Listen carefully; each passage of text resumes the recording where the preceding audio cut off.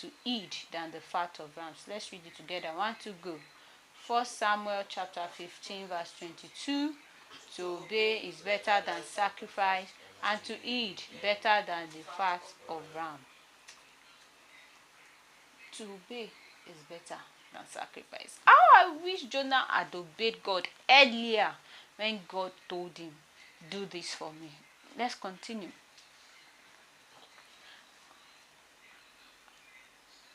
Now, look at Jonah now picked his things.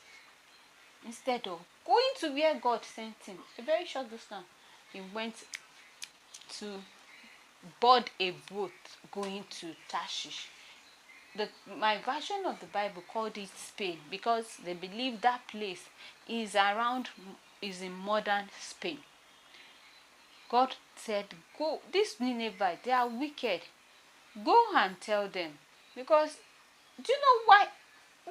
Jonah knew that anytime anybody comes to God and says, I'm sorry, God will do what? He will forgive. He is a merciful God. And he is so angry that, why will you be merciful, God? Why will you have mercy on Nineveh? God, oh, you want to have mercy on them. That's why I said I should go and tell them that their wickedness has reached you. Okay, now, I'm not going to go. You must punish them. No.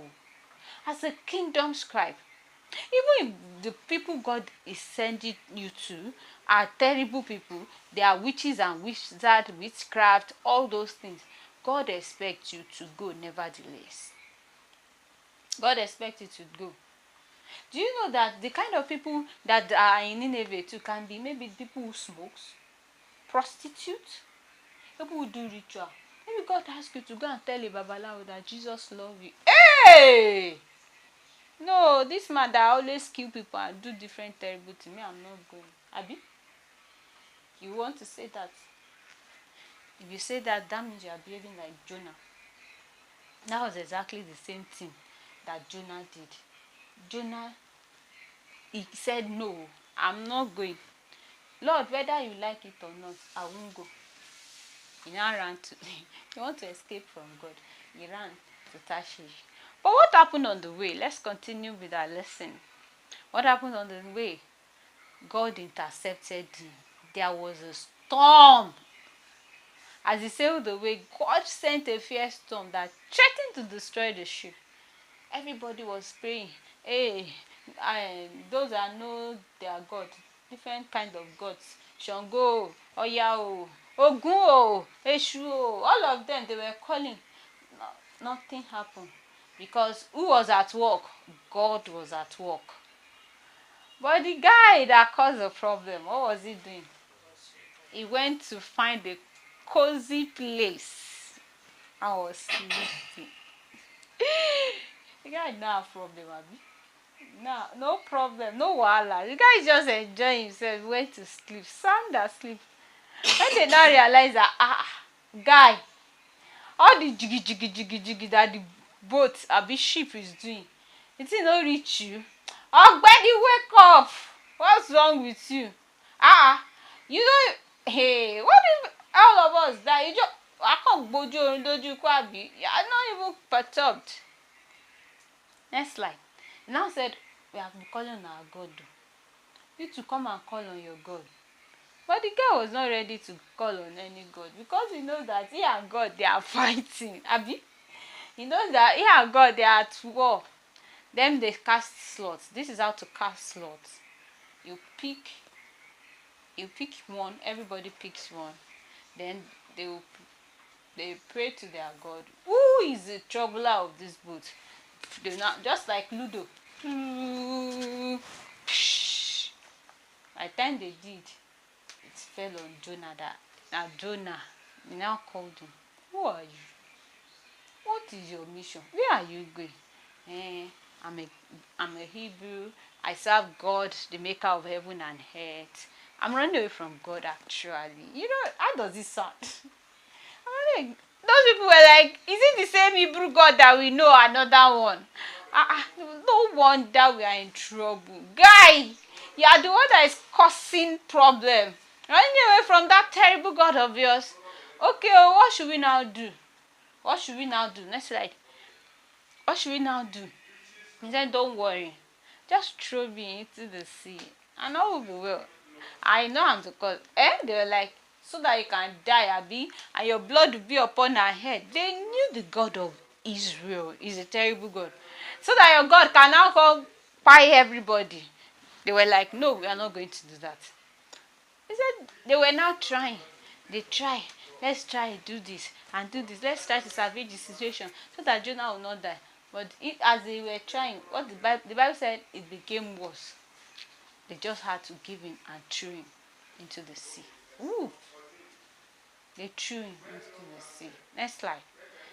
As they threw him into the sea, God prepared a great fish, which we were told that would probably be a whale, because I have read about it that in the head of a whale, that there is an apartment there that supplies oxygen that a human can stay and live. Do you know the size of the fish is not exaggerated? Hope you know that. Can just swallow like that. It's not as if it's a very big fish that you will sit down inside the head. You can no, just try and think. It stays inside the head and you'll be cozy. God prepared such fish to swallow Jonah, to teach him that it's a difficult thing to kick against the thorn. Can you kick against a thorn? Edu, you see a thorn and you not see anything to use for ball, shuku that you now use, now start kicking it. You tell the story now. You tell us how it feels by the time you begin to show us different bruises on your leg. Jonah disobeyed God and he faced the consequence. The fasting and prayer he doesn't want to do, he did it. Pajawiri. And how do you think the inside of a fish should be smelling? Do you know our stomach, human being, is always smelling? No, let's not even go there. Have you seen the intestine of cow and all those things? When they bring it out, it smells nice, Abi. Look, I now use that to imagine sitting down inside a fish that is alive. All the rubbish the fish has eaten will be inside inside with Jonah. And I'm very sure he will have pooped many times, vomited many times. If it's someone like me, I will have vomited many times. Instead of him to just gently obey God and do what he asked him. But no, Jonah will not do that. He decided to disobey God. He decided to disobey God. It's a terrible thing to disobey God.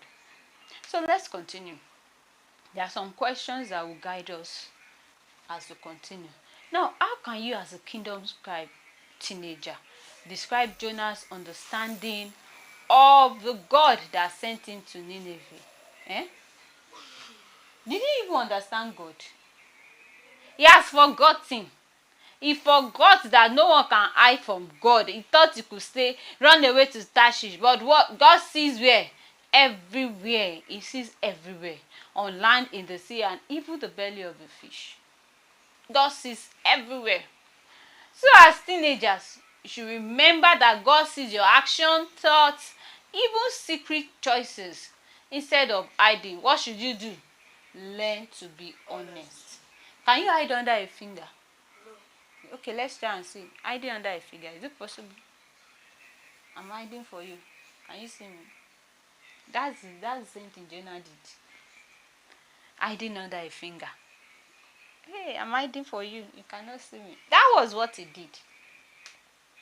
There's a song that says, you cannot hide it from God. You cannot hide it from God. You may cover your sin that nobody may know. You cannot hide it from God. When God is talking to you and you feel like there is something in you that is not going to make you fulfill God's call, Why don't you come honestly and come before him that, Lord, I'm sorry, here I am. When David offended God and God came to him, he said, I have sinned. That's why God loved David. But not like Jonah. What did Jonah do? Jonah did not even offend God, though. God sent him on an errand. He ran away. Okay, let's go to the second question. In your own view, I'm asking you, in your own view, what do you think could be the possible cause of Jonah's disobedience? He Very good. He hated them. He felt that they should be punished. Yes. He hated them. He hated their wickedness. He wants God to destroy them. He does not want God to be merciful to them. He knows God is a merciful God. So he does not want it. Now, sometimes we disobey God because of fear, pride, and hatred. Fear, pride, hatred, are they from God?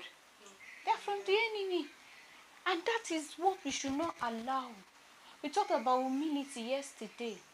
John was humble.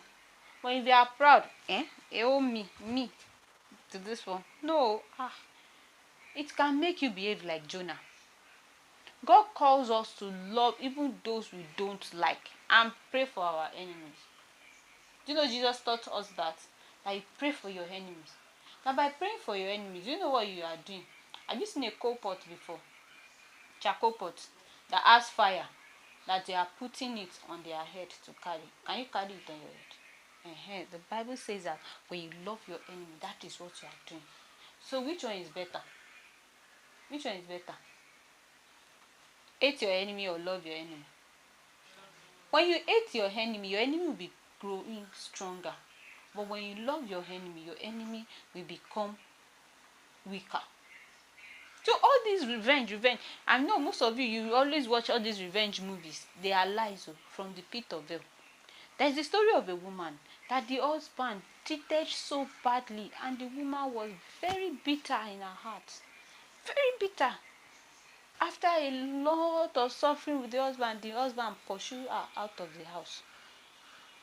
And to make matters worse, the woman was very helpless. So he was praying, God, kill my husband, kill my husband.